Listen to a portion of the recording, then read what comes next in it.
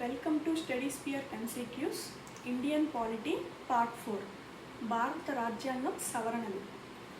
దీనికి previous video కార్డ్స్లో ఇస్తాను, check చేయండి. 41వ రాజ్యాంగ సవరణ చట్టం 1976 316వ ఆర్టికల్ను సవరించడానికి ఈ చట్టాన్ని తీసుకువచ్చారు. రాష్ట్రాల పబ్లిక్ సర్వీస్ కమిషన్ సభ్యులు, జాయింట్ సర్వీస్ కమిషన్లలో నియమించే సభ్యుల వయోపరిమితి 60 సంవత్సరాల నుంచి 62 సంవత్సరాలకు పెంచడం కోసం 41వ రాజ్యాంగ సవరణ అనేది తీసుకువచ్చారు. 42వ రాజ్యాంగ సవరణ చట్టం 1976 స్వరణ్ సింగ్ కమిటీ చేసిన సిఫార్సులను అమలులోకి తీసుకువచ్చే లక్ష్యంతో ప్రధానంగా ఈ సవరణ చట్టం అనేది తీసుకువచ్చారు. భారత యూనియన్ అత్యంత ఉన్నత ఆశయాలైన సామ్యవాదం, లౌకికవాదం, జాతి సమైక్యత వంటి అంశాలపై వివరణ ఇచ్చేందుకు ఇందులో ముఖ్యమైన సవరణలు చేశారు. ఆదేశిక సూత్రాలకు మరింత సమగ్రత కల్పించడానికి దేశ సామాజిక ఆర్థిక పరిస్థితులకు అనుగుణంగా ప్రాథమిక హక్కులకు ప్రాధాన్యత కల్పించడం జరిగింది. అలానే 43వ రాజ్యాంగ సవరణ చట్టం 1977 ఇందులో 1976లో తీసుకువచ్చిన రాజ్యాంగ సవరణ చట్టం ప్రకారం న్యాయ వ్యవస్థ అధికారాలను తగ్గిస్తూ పార్లమెంటుకు అధికారాలను పెంచుతూ తీసుకొచ్చిన అనేక మార్పులను 43వ రాజ్యాంగ సవరణ చట్టం ప్రకారం రద్దు చేశారు.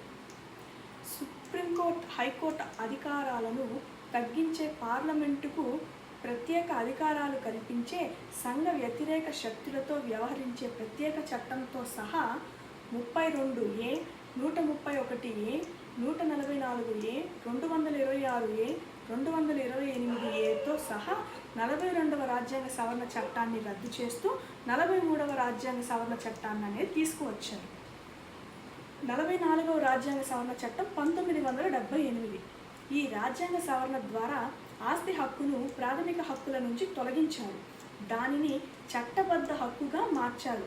ఆస్తి హక్కును తొలగించినప్పటికీ మైనారిటీ వర్గాల విద్యా సంస్థలు ఏర్పాటు చేసుకోవడానికి, వాటిని నిర్వహించుకునే హక్కుకు ఎటువంటి ఇబ్బంది ఉండదు.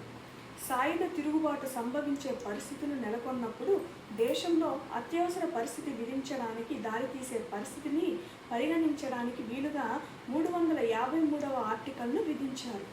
45వ రాజ్యాంగ సవరణ చట్టం 1980 షెడ్యూల్డ్ కులాలు, తెగలకు, ఆంగ్లో ఇండియన్లకు పార్లమెంటులో, రాష్ట్రాల శాసనసభల్లో కల్పిస్తున్న రిజర్వేషన్లు మరో 10 ఏళ్లు పొడిగిస్తూ 45వ రాజ్యాంగ సవరణ చట్టం అనేది తీసుకువచ్చారు. 46వ రాజ్యాంగ సవరణ చట్టం 1982 ఆర్టికల్ 269 సవరించడానికి ఈ చట్టం చేశారు. అంతర్రాష్ట్ర వాణిజ్యంపై, వస్తువుల రవాణాపై పన్ను విధించడానికి వీలుగా ఈ సవరణ జరిగింది.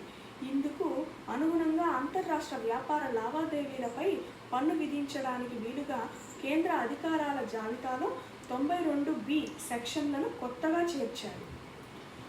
47వ రాజ్యాంగ సవరణ 1984 భూ సంస్కరణలకు సంబంధించిన చట్టాలను రాజ్యాంగంలో 9వ షెడ్యూల్లో చేర్చడానికి వీలుగా ఈ సవరణ చేశారు. దీనివల్ల భూ సంస్కరణల చట్టంలోని లొసుగులను ఆధారం చేసుకొని దుర్వినియోగం చేయకుండా చట్టాలను కట్టుదిట్టంగా అమలు చేయడం సాధ్యమవుతుంది.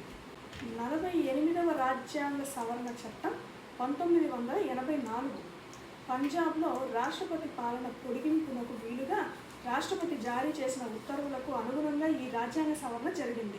ఆర్టికల్ 356 ప్రకారం ఒక రాష్ట్రంలో రాష్ట్రపతి పాలన ఏడాదికి మించి ఉండరాదు. అయితే అదే ఆర్టికల్లోని 5వ నిబంధనలో పేర్కొన్న అంశాల పట్ల రాష్ట్రపతి సంతృప్తి చెందితే ఏడాదికి మించి రాష్ట్రపతి పాలన పొడిగించవచ్చు.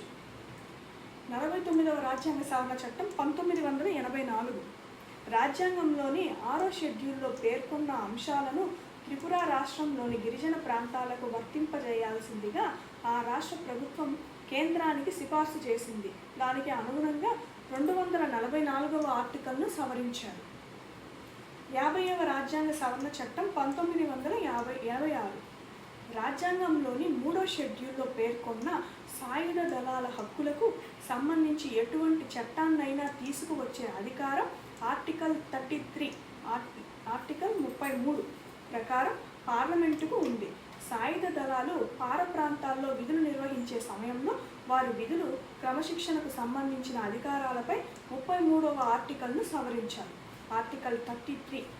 51వ రాజ్యాంగ సవరణ చట్టం 1984 మేఘాలయ, నాగాలాండ్, అరుణాచల్ ప్రదేశ్, మిజోరాం రాష్ట్రాల్లోని గిరిజనులకు పార్లమెంటులో రిజర్వేషన్లు కల్పించడానికి, అదేవిధంగా మేఘాలయ, నాగాలాండ్ రాష్ట్రాల్లోని శాసనసభల్లోనూ వారికి రిజర్వేషన్లు కల్పించడానికి వీలుగా ఆ రాజ్యాంగంలోని 2 ఆర్టికల్ను సవరించారు.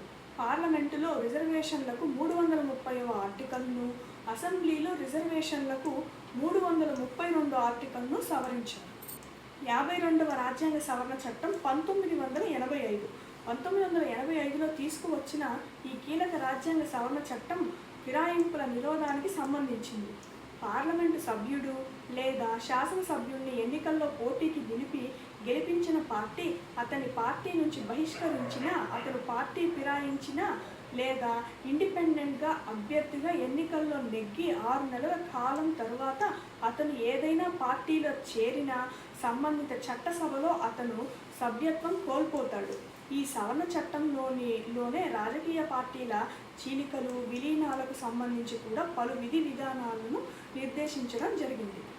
53వ రాజ్యాంగ సవరణ చట్టం 1986 మిజోరాంకు సంబంధించి కేంద్ర ప్రభుత్వానికి, మిజోరాం ప్రభుత్వానికి మిజో నేషనల్ ఫ్రంట్తో 1986 జూన్ 30వ తేదీన కుదిరిన మిజోరాం అవగాహన ఒప్పందం అమలుకు సంబంధించి 53 రాజ్యాంగ సవరణలు తీసుకువచ్చారు.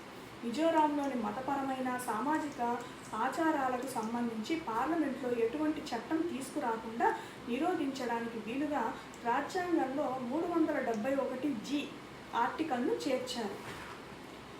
54వ రాజ్యాంగ సవరణ చట్టం 1986. ఈ చట్టం ద్వారా సుప్రీంకోర్టు, హైకోర్టు న్యాయమూర్తుల వేతనాలు పెంచారు. 55వ రాజ్యాంగ సవరణ చట్టం 1986. అప్పటి వరకు కేంద్రపాలిత ప్రాంతంగా ఉన్న అరుణాచల్ ప్రదేశ్కు రాష్ట్రపతి ఇవ్వడానికి కేంద్రం చేసిన ప్రతిపాదనను ఆ రాజ్యాంగ సవరణ చట్టం ద్వారా ఆచరణలోకి తీసుకువచ్చారు. రాజ్యాంగంలో అదనంగా 371Hను చేర్చారు. ఈ ఇన్ఫర్మేషన్ మీకు వర్త్ అనిపిస్తే ఛానల్ని సబ్స్క్రైబ్ చేసుకోండి. 56వ రాజ్యాంగ సవరణ చట్టం 1987. అప్పటి వరకు కేంద్రపాలిత ప్రాంతంగా ఉన్న గోవా, డామన్ డయ్యూల నుంచి గోవాను వేరుపరిచి రాష్ట్రపతి పదవి కల్పించారు. డామన్ డయ్యూలను కొత్తగా కేంద్రపాలిత ప్రాంతాలుగా ప్రకటించారు. 57వ రాజ్యాంగ సవరణ చట్టం 1987. 1984లో తీసుకువచ్చిన 51వ రాజ్యాంగ సవరణ మేఘాలయ, నాగాలాండ్, మిజోరాం, అరుణాచల్ ప్రదేశ్ రాష్ట్రాల్లో గిరిజనులకు పార్లమెంటులో రిజర్వేషన్లు కల్పిస్తుంది. అయితే ఈ చట్టం సక్రమంగా అమలు కాలేదు. దాంతో 51వ రాజ్యాంగ సవరణ చట్టాన్ని పూర్తిగా అమలు చేయడానికి ఈ 57వ రాజ్యాంగ సవరణ చట్టం అనేది తీసుకువచ్చారు. అలాగే చూసుకుంటే 58వ రాజ్యాంగ సవరణ చట్టం 1987. భారత రాజ్యాంగం హిందీ ప్రతిని అధికారికంగా ప్రకటించారు. 59వ రాజ్యాంగ సవరణ చట్టం 1988. ఆర్టికల్ 365ను సవరించడానికి 59వ రాజ్యాంగ సవరణ చట్టం తీసుకువచ్చారు. 356వ ఆర్టికల్ క్లాజు 1 ప్రకారం రాష్ట్రపతి జారీ చేసిన ఉత్తర్వులు చేర్చడం కోసం ప్రధానంగా ఈ సవరణ జరిగింది. పంజాబ్లో రాష్ట్రపతి పాలన ఏడాదికి మించి కొనసాగించడానికి అవసరమైతే 3 ఏళ్ల వరకు పొడిగించడానికి ఈ సవరణ ద్వారా వీలు కల్పించారు. పంజాబ్ రాష్ట్రంలో కల్లోల పరిస్థితులు నెలకొని ఉన్నందున ఈ చర్య తీసుకున్నారు. 60వ రాజ్యాంగ సవరణ చట్టం 1988. వ్యాపారులు, వ్యాపార సంస్థలపై విధించే వృత్తి పన్ను సీలింగ్ను ఏడాదికి $200 నుంచి $2,500 పెంచడానికి వీలుగా ఆర్టికల్ 276(2)ను సవరించారు. 61వ రాజ్యాంగ సవరణ చట్టం 1989. ఈ సవరణ ద్వారా ఆర్టికల్ 326ను సవరించారు. తద్వారా ఓటు వేసే హక్కును పొందడానికి అవసరమైన వయోపరిమితిని 21 సంవత్సరాల నుంచి 18 సంవత్సరాలకు తగ్గించడం జరిగింది. ఇక్కడ 200 కాదండి, 250 రూపాయల నుంచి 2550కు పెంచడానికి వీలుగా ఈ ఆర్టికల్ 276ని సవరించడం జరిగింది. 62వ రాజ్యాంగ సవరణ చట్టం 1989 పార్లమెంటులో రాష్ట్ర శాసనసభల్లో షెడ్యూల్డ్ కులాలు, తెగలు, ఆంగ్లో ఇండియన్స్కు కొనసాగిస్తున్న రిజర్వేషన్లను మరో 10 ఏళ్లు పొడిగించడానికి వీలుగా 334వ ఆర్టికల్ను సవరించారు. భారత రాజ్యాంగం అమలులోకి తీసుకువచ్చిన తర్వాత పై తరగతుల వారికి 40 సంవత్సరాల వరకు రిజర్వేషన్లు కొనసాగించడానికి వీలు కల్పించారు. 62వ రాజ్యాంగ సవరణ చట్టం ద్వారా మరో 10 ఏళ్లు రిజర్వేషన్లు కొనసాగుతాయి. 63వ రాజ్యాంగ సవరణ చట్టం 1989 పంజాబ్లో అత్యవసర పరిస్థితి నెలకొన్నందున రాష్ట్రపతి పాలన విధించడానికి వీలుగా రాష్ట్రపతి జారీ చేసిన ప్రత్యేక ఉత్తర్వులను చేర్చడానికి చేసిన 1988 నాటి 59వ రాజ్యాంగ సవరణ చట్టాన్ని సవరించడం కోసం ఈ చట్టం అనేది తీసుకువచ్చారు. ఆ రాష్ట్రంలో రాష్ట్రపతి పాలన కాలపరిమితికి సంబంధించి కూడా ఇందులో పేర్కొన్నారు. రాష్ట్రంలో పరిస్థితులు చక్కబడినందున అక్కడ అత్యవసర పరిస్థితి, రాష్ట్రపతి పాలన కొనసాగించాల్సిన అవసరం లేదని, అందువల్ల 59వ సవరణ చట్టంలో అవసరం లేదని ప్రభుత్వం భావించింది. దానికి అనుగుణంగా 356వ ఆర్టికల్ను రద్దుపరుస్తూ చట్టాన్ని తెచ్చారు. 64వ రాజ్యాంగ సవరణ చట్టం 1990 రాజ్యాంగంలోని 356వ ఆర్టికల్ 1వ క్లాస్ కింద 1887 మే 11వ తేదీన పంజాబ్ రాష్ట్రానికి సంబంధించి జారీ చేసిన రాష్ట్రపతి ఉత్తర్వులకు అనుగుణంగా 356 ఆర్టికల్లోని 4, 5 క్లాజులను సవరించారు. దీని ద్వారా ఆ రాష్ట్రంలో రాష్ట్రపతి పాలన 3.5 సంవత్సరాల వరకు పొడిగించడానికి వీలు కలిగింది. 65వ రాజ్యాంగ సవరణ చట్టం 1990 దేశంలోని షెడ్యూల్డ్ కులాలు, తెగల సంక్షేమం కోసం ఏర్పాటు చేసిన పథకాలు, కార్యక్రమాలు, చట్టాలు పనిచేస్తున్న తీరును ఎప్పటికప్పుడు అధ్యయనం చేసి వాటి నివేదికలను రాష్ట్రపతికి సమర్పించడానికి గాను ఒక ప్రత్యేకాధికారిని నియమించడానికి ఆర్టికల్ 338 అవకాశం కల్పిస్తుంది. 66వ రాజ్యాంగ సవరణ 1990 భూ సంస్కరణలు, వ్యవసాయ భూములు, కమతాల పరిమితికి సంబంధించి దేశంలోని వివిధ రాష్ట్రాలు తీసుకువచ్చిన 55 చట్టాలకు రాజ్యాంగపరమైన రక్షణ కల్పించడానికి ఈ సవరణ తీసుకువచ్చారు. ఈ చట్టాలను కోర్టులో సవాల్ చేయడానికి వీలు లేకుండా 9వ షెడ్యూల్లో చేర్చి రక్షణ కల్పించారు. ఆంధ్రప్రదేశ్, బీహార్, కర్ణాటక, గుజరాత్, ఉత్తరప్రదేశ్, మహారాష్ట్ర, తమిళనాడు, కేరళ, హిమాచల్ ప్రదేశ్, ఒరిస్సా, రాజస్థాన్, పశ్చిమ బెంగాల్, కేంద్రపాలిత ప్రాంతమైన పుదుచ్చేరీలకు ఈ చట్టం అనేది తీసుకువచ్చారు. 67వ రాజ్యాంగ సవరణ చట్టం 1990 పంజాబ్ రాష్ట్రానికి సంబంధించి 1987 మే 11వ తేదీన జారీ చేసిన 3 ఏళ్ల రాష్ట్రపతి పాలన ఉత్తర్వులను 1990లో 64వ రాజ్యాంగ సవరణ చట్టం ద్వారా మరో 6 నెలలు పొడిగించారు.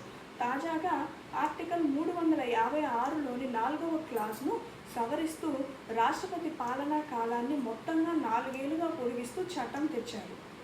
68వ రాజ్యాంగ సవరణ చట్టం 1991 పంజాబ్ రాష్ట్రపతి పాలన విధింపునకు సంబంధించి 1987 మే 11వ తేదీన జారీ అయిన ఉత్తర్వులను 3 ఏళ్ల నుంచి 3.5 సంవత్సరాలు, తర్వాత 4 సంవత్సరాలకు పొడిగిస్తూ 64, 47 రాజ్యాంగ సవరణ చట్టాలను తీసుకొచ్చారు. 68వ సవరణ చట్టం ద్వారా అక్కడి రాష్ట్రపతి పాలనను అంటే మరో ఏడాది వరకు అంటే మొత్తం కాల పరిమితిని 5 ఏళ్లకు పొడిగిస్తూ 356వ ఆర్టికల్లోని 4వ క్లాజ్ను సవరించారు. 69వ రాజ్యాంగ సవరణ చట్టం 1991 ఢిల్లీ పాలనా యంత్రాంగానికి సంబంధించిన వివిధ అంశాల పరిశీలించడానికి 1987 డిసెంబర్ 24న కేంద్ర ప్రభుత్వం ఒక కమిటీని ప్రకటించింది. 70వ రాజ్యాంగ సవరణ చట్టం 1992 1991లో తీసుకొచ్చిన government of national capital territory bill 1991 74వ సవరణను పరిగణలోకి తీసుకుంటూ కేంద్రపాలిత ప్రాంతాల శాసనసభల్లోని సభ్యులు కూడా రాష్ట్రపతి ఎన్నికల్లో పాల్గొనడానికి వీలు కల్పించడానికి పార్లమెంటు ఉభయ సభలు ఆమోదం తెలిపాయి. రాజ్యాంగంలోని 54వ ఆర్టికల్ ద్వారా ఈ అవకాశం అనేది కలిగింది.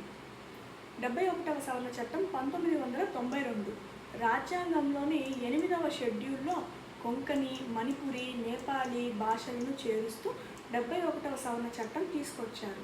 72వ రాజ్యాంగ సవరణ చట్టం 1992 త్రిపుర రాష్ట్రంలో శాంతిని పునరుద్ధరించడానికి వీలుగా కేంద్ర ప్రభుత్వం త్రిపుర నేషనల్ వాలంటీర్ సంస్థతో 1988 ఆగస్టు 12న ఒక అవగాహన ఒప్పందం కుదుర్చుకుంది. ఈ అవగాహనను రాజ్యాంగంలో చేర్చేందుకు ఆర్టికల్ 332లో 3B క్లాజును అదనంగా చేర్చారు. 73వ రాజ్యాంగ సవరణ చట్టం 1993 దేశంలోని గ్రామ పంచాయతీ పాలనకు సంబంధించి అనేక అంశాలు చేరుస్తూ రాజ్యాంగంలో ప్రత్యేకంగా 9వ భాగాన్ని కలిపారు. ఒక గ్రామం లేదా పలు గ్రామాలు కలిగిన పంచాయతీ స్థానిక సంస్థల్లోని అన్ని అంచెలకు ప్రత్యక్ష ఎన్నికలు జరపాలి. పంచాయతీలలోని అన్ని స్థానాలకు ప్రత్యక్ష ఎన్నికలే జరపాలి. ఎస్సీ, ఎస్టీలకు అన్ని స్థాయిల్లోనూ వారి జనాభా ప్రాతిపదికన రిజర్వేషన్లు కల్పించాలి. అదేవిధంగా మహిళలకు 3వ వంతు తగ్గకుండా అన్ని స్థాయిల్లోనూ పంచాయతీల్లో రిజర్వేషన్లు కల్పించాలి. పంచాయతీలకు క్రమం తప్పకుండా ప్రతి 5 ఏళ్లకోసారి ఎన్నికలు జరిపి తీరాలి. ఏ పంచాయతీ అయినా పాలకవర్గం గడువు తీరిన 6 నెలల్లోగా ఎన్నికలు జరగాలి. 74వ రాజ్యాంగ సవరణ చట్టం 1993 మున్సిపాలిటీలకు సంబంధించిన వివిధ అంశాలను చేరుస్తూ రాజ్యాంగానికి అదనంగా 9A భాగాన్ని కలిపారు. దేశంలో 3 రకాల మున్సిపాలిటీలను అందులో పేర్కొన్నారు. గ్రామీణ ప్రాంతం నుంచి పట్టణ ప్రాంతంగా రూపాంతరం చెందుతున్న వాటిని నగర పంచాయతీలుగా, చిన్న పట్టణ ప్రాంతంగా రూపాంతరం చెందుతున్న వాటిని మున్సిపాలిటీలుగా పేర్కొంటూ వాటికి మున్సిపల్ కౌన్సిల్లు, పెద్ద పట్టణ ప్రాంతాలకు మున్సిపల్ కార్పొరేషన్లు ఏర్పాటు చేయడానికి వీలుగా ఈ సవరణ చట్టం తెచ్చారు. 75వ రాజ్యాంగ సవరణ చట్టం 1994 ఇంటి కిరాయిదారులకు, అద్దెకు ఉండే వారికి మధ్య తలెత్తే వివాదాలకు సత్వరం పరిష్కరించడానికి వీలుగా రాష్ట్ర స్థాయిలో రెంట్ ట్రిబ్యునల్స్ను ఏర్పాటుగాను ఆర్టికల్ 323Bని సవరించారు. దీనివల్ల వివిధ స్థాయిల్లో కోర్టుల చుట్టూ తిరిగే బాధ తప్పుతుంది. ఈ ట్రిబ్యునల్ తీర్పుపై 136వ ఆర్టికల్ ప్రకారం అవసరమైతే సుప్రీంకోర్టులో అపీల్ చేయవచ్చు. 76వ సవరణ చట్టం ప్రకారం 1994 తమిళనాడు రాష్ట్ర ప్రభుత్వం 1994లో న్యాయ సమీక్ష నిమిత్తం చేసిన 45వ చట్టం రాజ్యాంగంలో 9వ షెడ్యూల్ పరిధిలోకి వస్తుంది. అందులో ఈ చట్టానికి రాజ్యాంగపరమైన రక్షణ కల్పించడం కోసం 76వ సవరణ చట్టం తీసుకువచ్చారు. 77వ సవరణ చట్టం 1975 షెడ్యూల్డ్ కులాలు, తెగలకు ప్రమోషన్లు, రిజర్వేషన్లు కల్పించడానికి వీలుగా ఆర్టికల్ 16ను సవరించి అందులో కొత్తగా 4వ క్లాజును చేర్చారు. 78వ సవరణ చట్టం 1995 9వ షెడ్యూల్లో చేర్చిన చట్టాలకు కల్పించిన రక్షణలకు ఆర్టికల్ 31B ధృవీకరిస్తుంది. 3వ భాగంలో పేర్కొన్న ప్రాథమిక హక్కులను ఉల్లంఘించకుండా అది కాపాడుతుంది.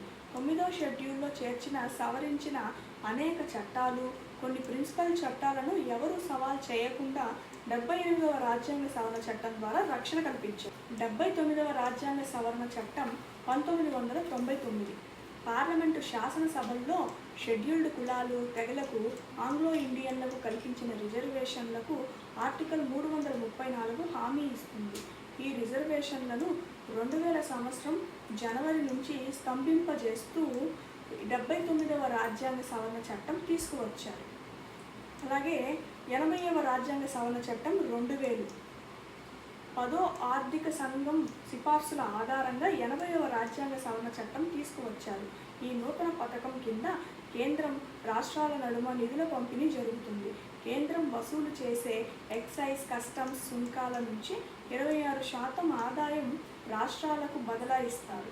ఆయా రాష్ట్రాల నుంచి పన్నులు రూపేణా వచ్చే ఆదాయంతో నిమిత్తం లేకుండానే ఈ కేటాయింపులు జరుగుతాయి.